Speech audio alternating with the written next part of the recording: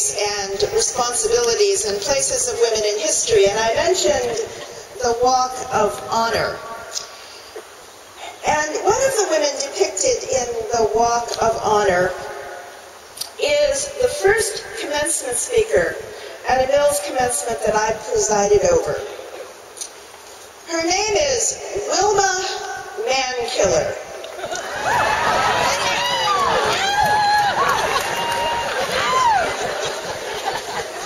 Wilma Mankiller was the first woman to become a chief of the Cherokee Nation. And she died a few weeks ago, far too young, and with much of her work still to be done. But I thought about that speech in 1992 where she explained to a group of students who were really powered up about the empowerment of women that a name like Mankiller was her family name. And it was a name that really meant fierce protector of her community. And it was part of her whole family's history. It was not a war cry. It was a cry for peace and understanding and responsibility. And it's interesting, as I think about the women who have been honored at Mills and also who have written about their experiences, Maxine Kingston's book, Woman Warrior, comes to mind. When you play on Wilma Mankiller and her explanation, and then the concept of a woman warrior, someone who is strong, who is very, very smart, who is passionate, who is also working constantly in the effort to make people understand and grow together. It's a different kind of war. It's the way we build communities. It's the way we build families.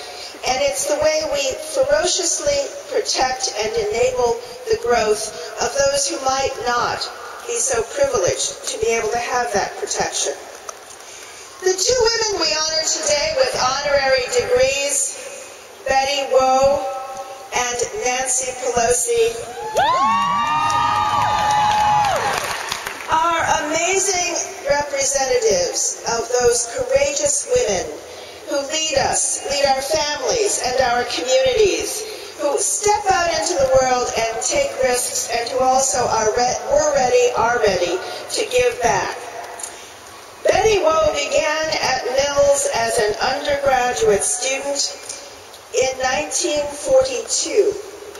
She came to Mills from Hawaii, where the U.S. participation in World War II had actually begun. Hawaii was not a state at that time, and in leaving family and coming to Mills at that time, she clearly knew that she was separating herself from all that she held dear in order to go along a path that would take her forward as a leader in the world.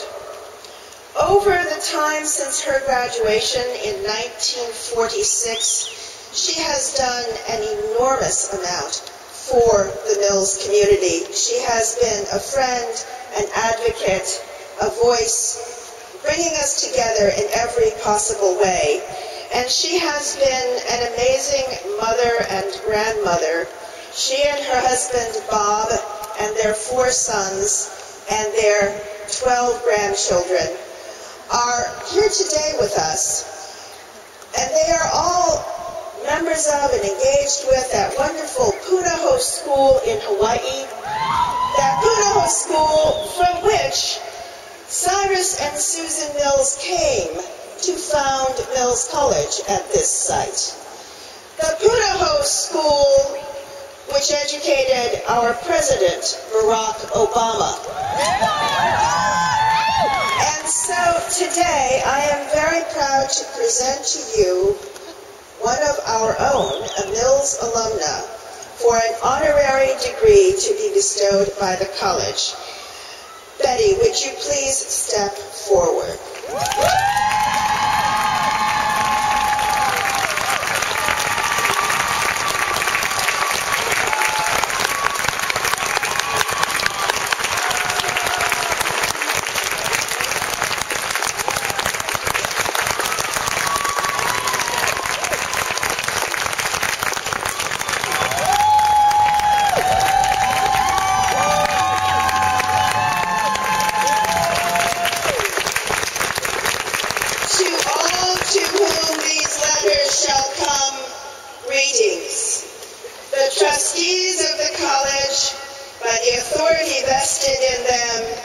and on the recommendation of the faculty, confer upon Betty Woe, a much-beloved woman, Mills woman, whose breadth of philanthropic endeavors reflects her dedication to fostering the mind, body, and spirit of those whose lives she touches, providing an inspirational example of how the generosity of one can change the lives of many. The degree of Doctor of Humane Letters honoris causa, with all the rights, privileges, and honors thereunto appertaining. Congratulations.